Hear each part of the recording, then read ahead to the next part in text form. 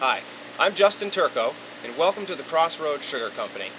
Today I want to show you a little bit about how we make maple syrup in Vermont and give you an introduction to our sugar house. First thing we need to do is tap a tree. And to do that we'll use a 7/16 inch drill bit. And we've got a nice sugar maple here. The way that you tell a sugar maple tree is the fact that it has this silvery lichen that grows on the side of it. A tree such as a red maple, you won't get that. The tree will just be a little bit darker gray, and it won't have the lichens growing on it that a sugar maple has.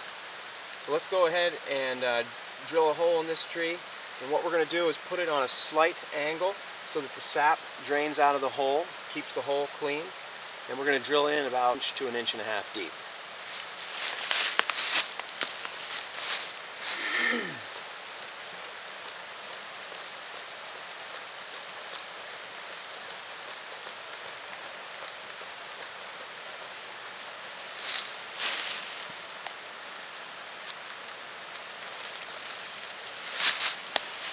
Next thing we'll do is put a spout in. You can see the sap's running.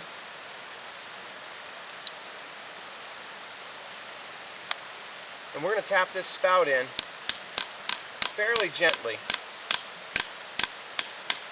We want it just tight enough so that the spout won't pull out under the weight of a full bucket. Not so tight that it splits the bark above or below the spout. So you can see the sap dripping out there. It's running good today. We'll hang a bucket on there.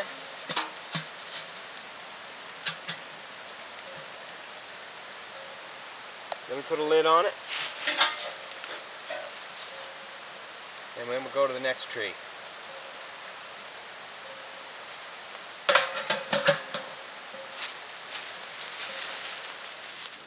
Here's the more modern way to gather maple sap. It's a 5/16 inch plastic spout. The hole that you drill heals over a lot quicker than the 7/16 hole which you drill for a metal spout. So it's easier on the tree. The sap runs down through the spout, through this plastic tube, and then down the hill into a main line, and to the very foot of the hill where we have a gathering tank.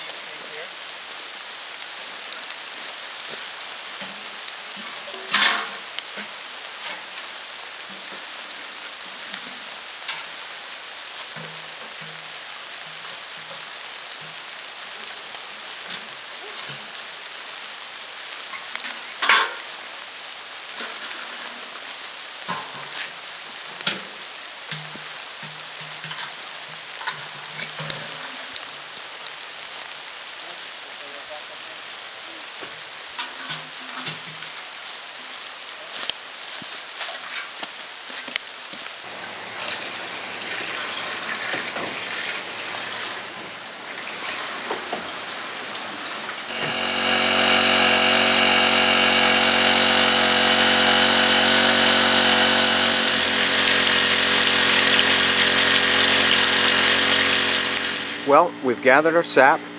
It's about 2.5% sugar content. It runs through this flexible tube right here, through that valve, through the wall of the sugar house, and then into the reverse osmosis, where it's raised from 2.5% sugar content to about 7.5 to 9%. Concentrated sap then flows through that blue pipe there into this stainless steel storage tank. From here, it gravity feeds down through that black pipe into that float box on the side of what's called the flue pan. The flue pan has deep corrugations in the bottom of it, which increase the surface area and make it boil really fast. A lot of evaporation, a lot of work takes place in the flue pan. We have a blower on this evaporator, and that just pumps air into the firebox and makes it burn really fast, really hot. it eats a lot of wood. We add wood to this evaporator probably every 2 minutes, and we fuel it one side at a time so as not to knock the fire down too much. Keeps it burning good and hot. That's the way you want it. Good, steady, hot heat. And here's another view of the flue pan boiling.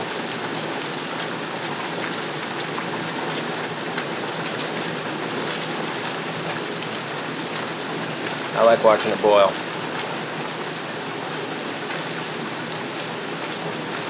We'll move along around to the front and look at the syrup pan here.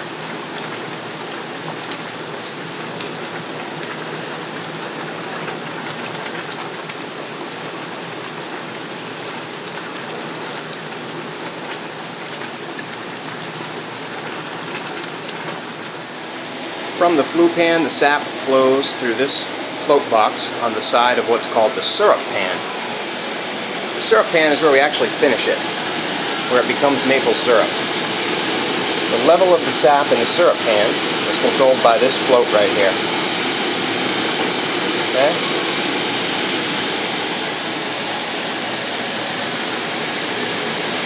The sap flows through these sections, and when it gets to the far side, you have maple syrup.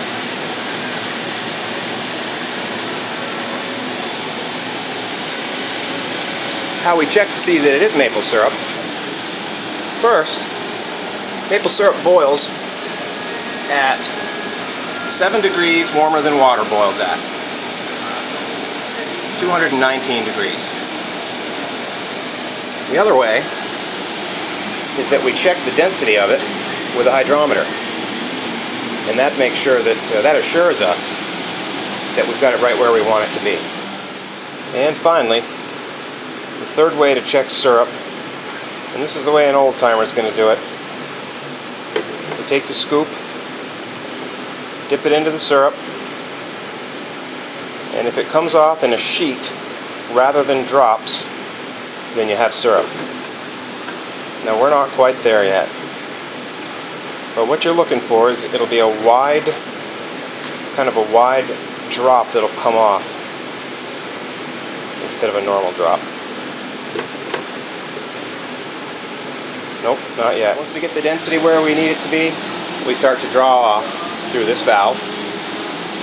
And we're getting real close to syrup here, so I'm going to go ahead and open the valve up.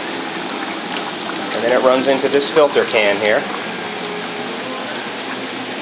where we filter it through a series of filters.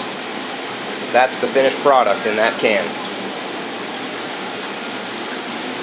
We'll take that syrup, put it into this canning unit right here. It gets filtered one more time before it goes in there. And then from there we bring it up to temperature, greater than 180 degrees at least, and then it goes into the containers. Here's how our maple syrup looks when it gets to you. Locally, we sell gallons.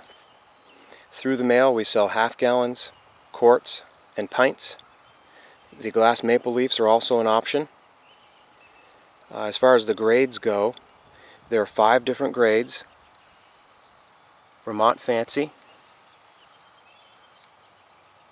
Grade A Medium Amber, Grade A Dark Amber, Grade B, and then there's a commercial grade. We mainly make Vermont Grade A Medium Amber and Grade A Dark Amber. We have some Fancy available and some Grade B.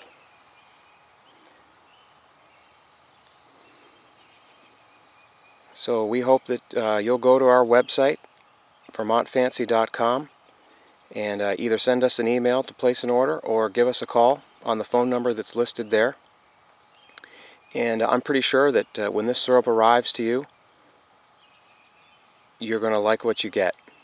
We're really proud of what we produce at the Crossroads Sugar Company, and we hope to hear from you soon. Hope you enjoyed the video.